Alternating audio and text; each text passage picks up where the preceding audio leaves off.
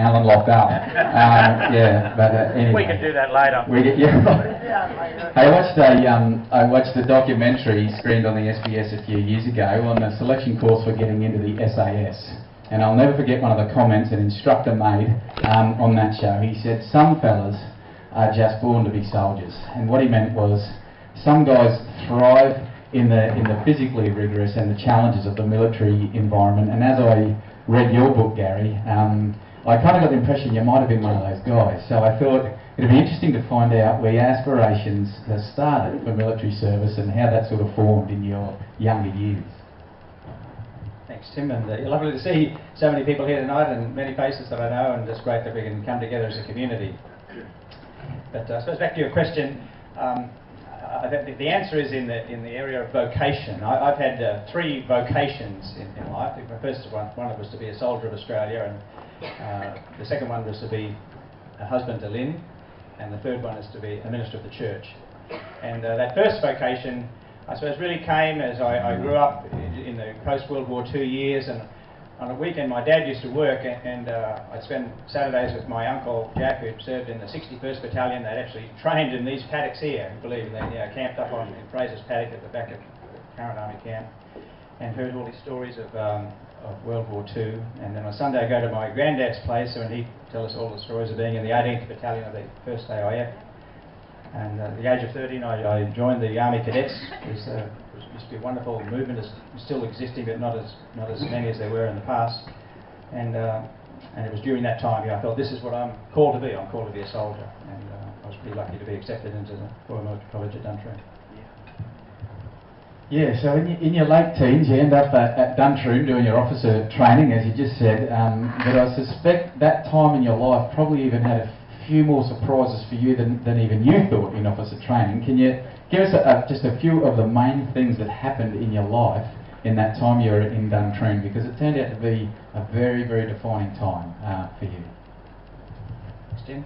I was conscious there's a few other Duntroon graduates. How many other ex-military folks have we got here? Just give you some idea. So quite a few, and a number of us have gone through Duntroon, but had 4 years there in formation. I think Duntroon for me was all about relationships. The first one was developing these lifelong relationships with these other mates that I made that had gone on this journey. I mean, when a few of us, I knew one other chap sort of going into Duntroon.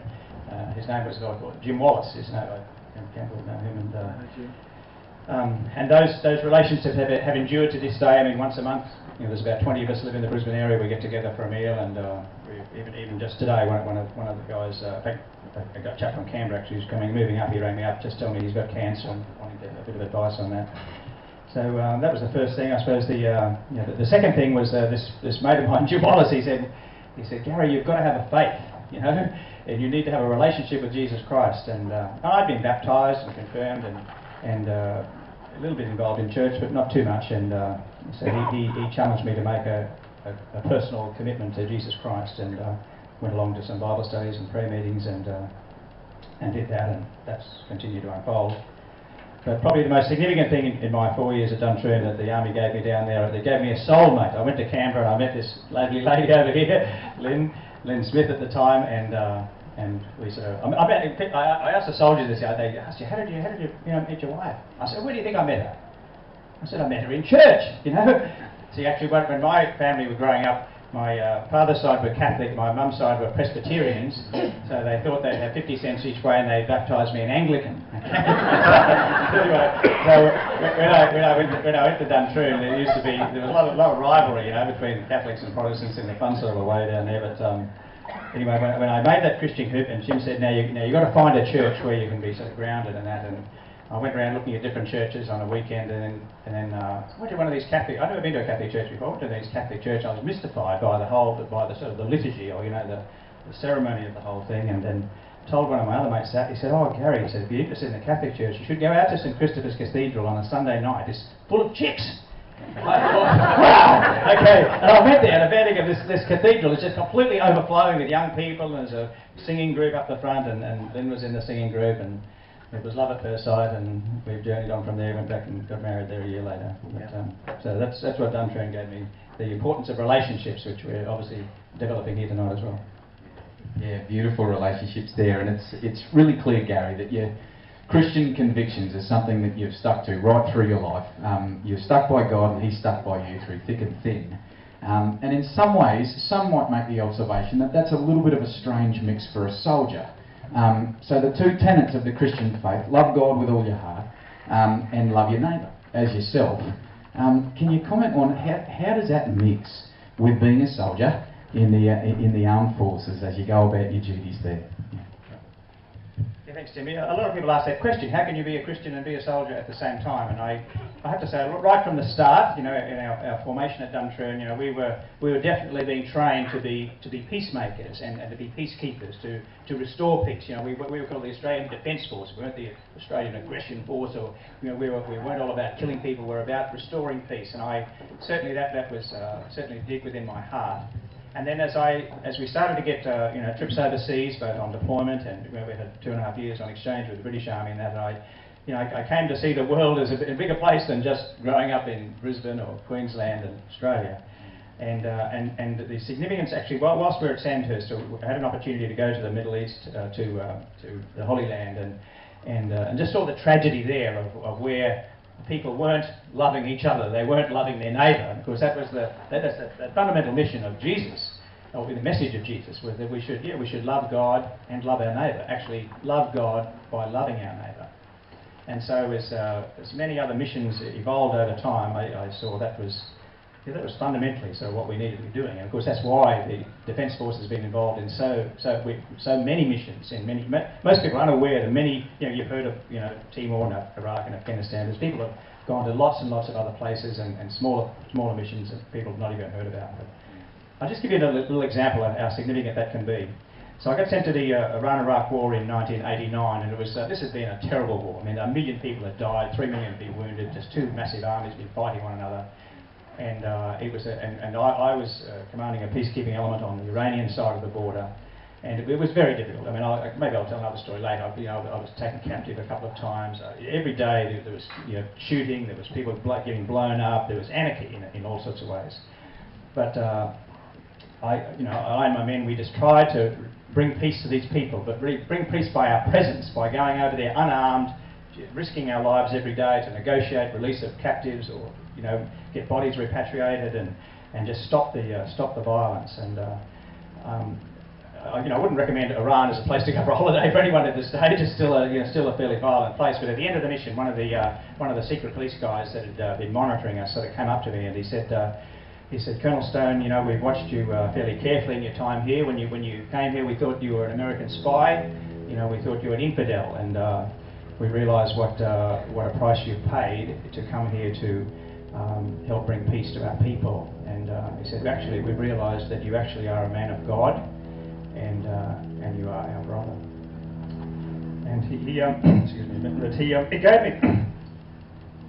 gave me this little packet. In it was this. He somehow got this little Christian cross made. There are no Christians in Iran. I mean, it's a Shia extremist Islamic country, and he gave me this little cross as a memento to think that in our presence there, we had actually restored peace. There was no continuing war between Iran and Iraq, but we had bridged the gap in some cultures through our common faith in God.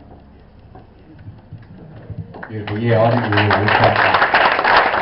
There's a beautiful consistency between your faith and your service, and you've served your country so well, Gary. You pose an interesting question in your book, and this is Duntroon to Dili, Gary's book. It is available down the back of the table there tonight, but in the prologue there, you pose a very interesting question. You say, who or what has determined my destiny? How should I make sense of what happened to me?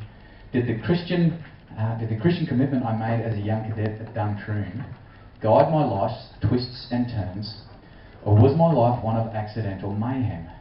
And I suspect, Gary, that this is a question that resonates for many of us, really, particularly in the difficult times of life and in the twists and turns that we don't expect. But give us to us straight tonight. What do you think? You've been through the highs and the lows of life, some of which you've just shared there in that the war that you went to see, and some of the things you've seen. And as someone put it at your book launch, you're a man who has stared death in the face, and you're here to speak about some of those experiences afterwards. Is there a good God, a powerful God behind it all? And what are the main experiences from your life that lead to your convictions in that way? Thanks, Tim. Perhaps if I just share a few little anecdotal stories, that might sort of, rather than just give you a theoretical answer to that. I suppose since making that Christian commitment, I've never doubted in faith, and those that get the book, I just had the most extraordinary range of experiences. I just can't believe. I mean, I've been deployed numerous times in the Solomons, in Timor, in Bougainville, in Malaysia to the tsunami. Lots of sort of different things happening, and really, really challenging sort of times. And it just amazed me how God sort of helped delivering. Like when I got taken captive in Iran, I mean, this sort of thing tragically happens all the time. We were driving along the road and some gunmen stopped our car and got really agitated to see that I was a Westerner there and took me to this house and started interrogating me. And I really thought I was going to die. I mean, they were accusing me of spying and stuff, and my heart's beating 300 beats a minute. And after a few hours of questioning, I thought, man, I'm never going to see my family again. And I just remembered that, a chaplain had said, if you're ever in grave danger, just bless yourself and just pray that the blood of Jesus would protect you. And I did that in front of these gunmen. And one of the blokes just absolutely came over, grabbed me, threw me out the door and said, go, go, go, go. And I jumped in my vehicle, I jumped in my vehicle, he drove off, and I said, thanks be to God. Thanks be to God. I thought, man, it was amazing. But things just kept happening. I mean, I got... a few quick examples. I was deployed in Bougainville in 2001, and one night the doctor, it was a very remote mission. I mean, we had no local support at all from any other agencies. The army was just completely on its own there. One night a local was brought in with a gunshot wound to the head, and actually in my book there's pictures of this guy being brought in, and the doctor comes in to me and says, Gary, we've got a man here, there's nothing we can do for him, he's dying. And the staff are distressed, could you give him the last rites? And I went into this room, and to see this guy, Cornelius his name was, lying on the gurney, just blood everywhere. And he had a friend there, and I always asked permission. I said, what would you like me to do?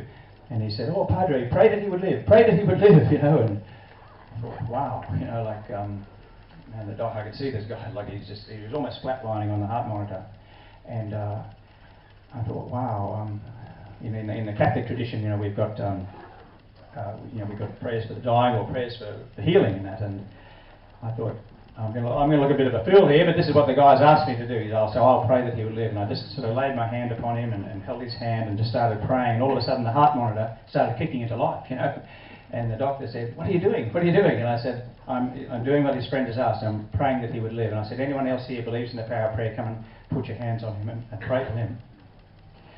And without any further medical intervention, with a bullet still in his head, you'll see a picture in the book. Cornelius walked out of the hospital alive 7 days later. Thanks be to God.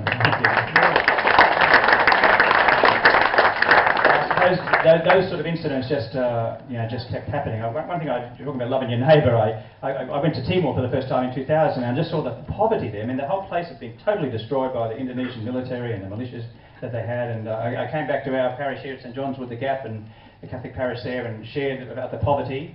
And we formed an association called Friends and Partners with East Timor. And in the last, just a bunch of people in our parish have raised $1.2 million. We've built 4 hospitals, we've run 3 schools, we've trained hundreds of nurses and teachers. And God does it work. That work's still continuing on. And still things just kept happening. I was in Dili on the day that Jose Ramos Horta, an assassination attempt. In fact, both my son and I, Michael, some of you might have seen us on the Australian Story. We'd spent the weekend with him, and one morning we just got this phone call saying the president's been shot. The president's been shot. Can you pray for him? And Michael carried Jose into the hospital, just bleeding all over him. And again, the doctor said to me, "There's no way he can survive this. He was shot twice with 2 SS-109 high-velocity bullets." And I said, well, can I pray for him? Jose survived. I mean, he obviously had other support, and I just continue to see God at work in the most miraculous of circumstances, but God also at work in the normal stuff of life. And I don't think life is meant to be, or everything's sort of working out all well. Sometimes I think God allows some things to happen so that that the good in us can be brought to the fore, and we can actually exercise our faith through our human contact and presence with each other. Yeah, great, Gary. We need to clap again. I think these stories are just beautiful, aren't they? Lots of practical job here, and maybe Army chaplains have a more interesting life than Baptist pastors, Gary. I don't know. Maybe that's the case, but I saw a report on the ABC recently of some of the concerning trends that there are for returning servicemen after action integrating back into Aussie civilian life. They certainly face their challenges, particularly when it comes to post-traumatic stress disorder. But your conviction is, Gary, that life and life to the full can return after some of the difficulties there. And I just wondered if you'd tell us a little bit about your personal journey there and what brought you and what can bring such hope to returning soldiers after they've served so well. I'm sure some of the veterans and their families here tonight would sort of identify with this, but I think when a soldier comes home from the war comes home with them. I mean, they're never ever the same again. And certainly when I came home from that particular mission in Iran, I mean, I was quite different. I was hyper vigilant, hyper alert, hyper aroused, hyper everything, and very difficult to get on with as a husband and father, and you know, quite distracted. And so many of our guys are like that. I mean, you'd be surprised to hear that we've had 60,000 troops deploy on operations in the last 15 years, and most of them have deployed multiple times. I mean, our son Michael has spent 8 years overseas, deployed overseas. And that, you know, that's had an enormous sort of impact, and just seeing, you know, so many different things. Obviously, most people have been in danger of their lives numerous times, and so the young fellas coming back now, most of them don't stay in the army for long. They just might do 3 or 4 years in the military, and then try to get re-established in civilian life, and they find it very, very difficult, you know, because people really don't understand, you know, why they're so high-strung at times, or you know, why they get, you know, could be high energy 1 minute and exhausted later on. There's probably, of those 60,000, there's probably 20,000 of them living in Queensland. There's probably at least 15,000 of them living in the southeast Queensland area, and yeah, most of them out of the military now, but struggling with life. For myself, you know, I had this post-traumatic stress disorder. I didn't know what it was, didn't understand it. Most of the, you know, the medical fraternity was still coming to terms with it, and you know, there's been all sorts of separate little strategies being employed, you know, with counselling and drugs and other little niche sort of areas. And again, I had my ups and sort of downs with over the years, but in the end, as with most veterans, in the end, I'm diagnosed with cancer a couple of years ago, and which was a big shock to me, and it was I just couldn't sort of understand it, and you know, the medical solution was really just to chop it out, and you'll be right. Unfortunately, in chopping it out, they also cut my intestines open, and I got peritonitis. Another miracle I never had time to tell. It was the doctors couldn't work out what it was. I mean, I was dying. I had pain, 10 out of 10 pain. I was with your brother Sebastian when he had appendicitis up in Wide Bay before he went to Timor, and and my wife says maybe he's got peritonitis, and it just gave them. This is after 12 hours of absolute acute pain. And they managed to find a bowel doctor who was operated immediately. That said, had he not operated immediately when he did, I would have been dead within, you know, an hour or two. But yeah, so after getting that diagnosis of cancer, I thought I'm going to really plumb the depths of this, and I did a whole lot of research. And where's Rob? Rob Vickery here somewhere. Rob's a reflexologist and a masseuse, helped me with lots of things. I tried, you know, we worked for about 6 months to sort of get myself, you know, because the peritonitis really knocked me around. I couldn't eat or drink anything for 16 days. I mean, and you know, my whole body had shut down. But I got back to health, you know, with developing, and I developed in that process. I was like a well-being regime. Perhaps I could just share it with you because it might help your life here as well. I didn't realise that I brought my own stool. I wasn't sure if you had stools. I use this as a little training aid that I found to live successfully in life, you need some really strong supports, you know. And so I use this little stool as a, you know, I've used it a couple of times today, talking to other places and that. But you know, one of these legs, one of these pillars is we need lots of exercise. You know, exercise is good for all sorts of reasons, not just for get your heart moving and that, but you know, it also, you know, produces a lot of serotonin, which is like the feel-good sort of hormone that we need in life.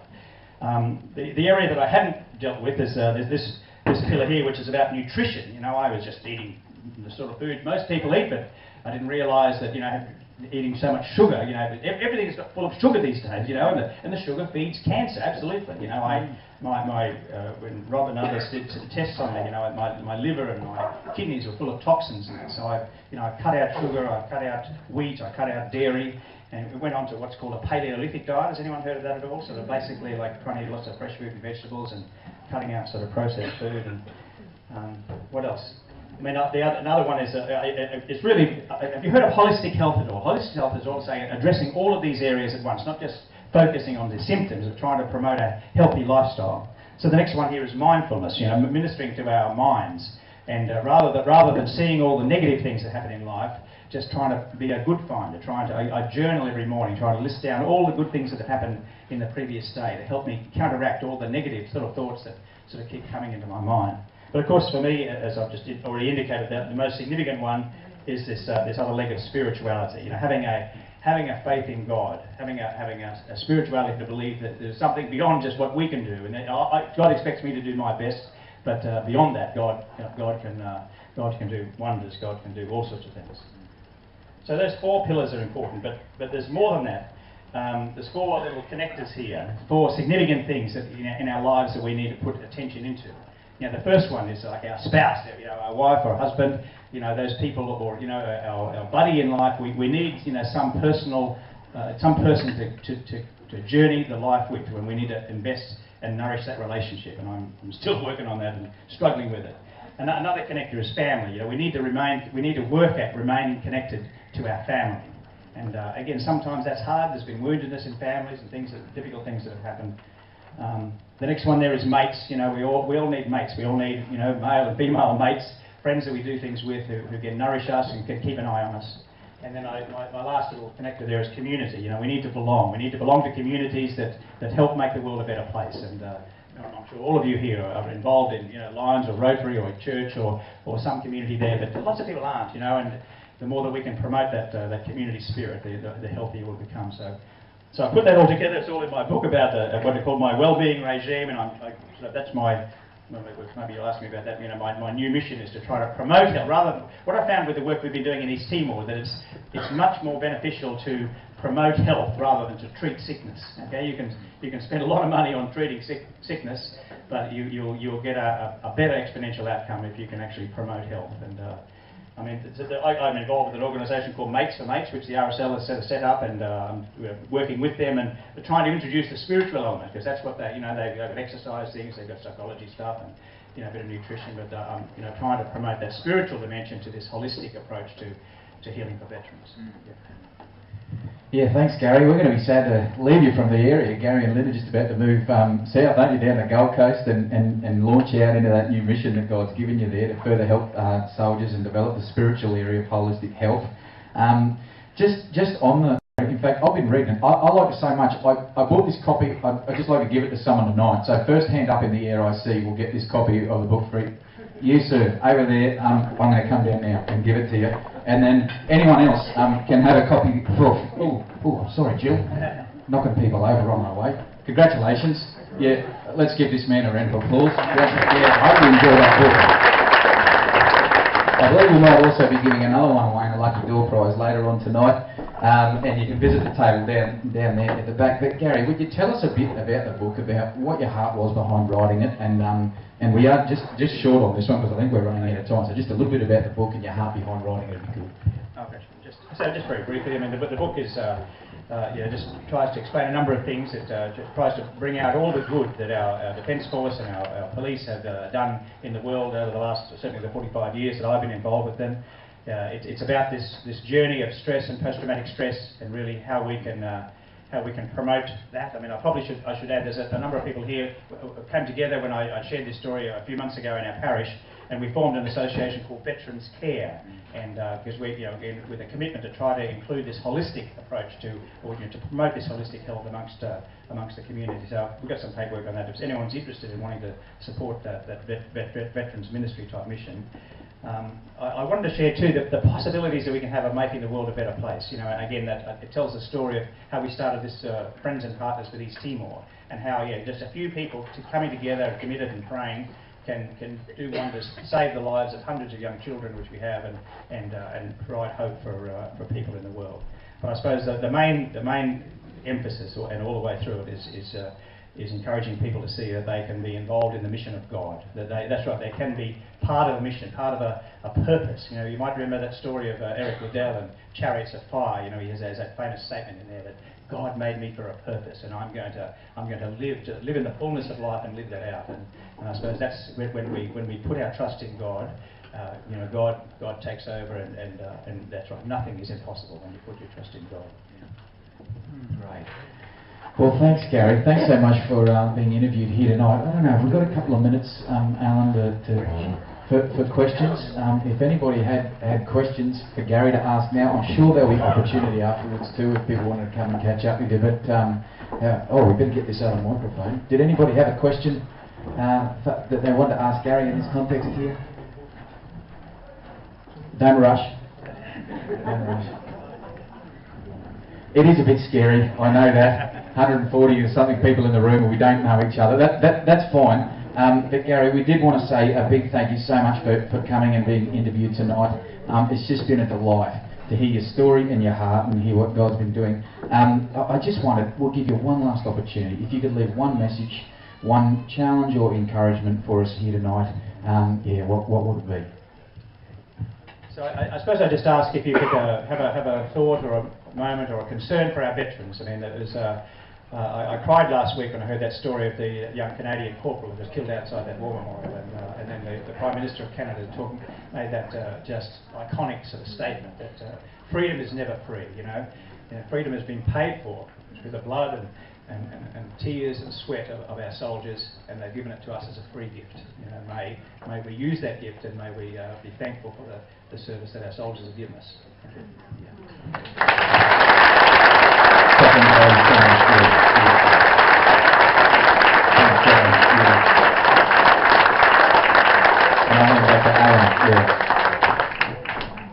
Thanks, Gary, and thanks, Tim. Now, at the back of the room, we've got some apple pie and custard coming out. We've got tea and coffee in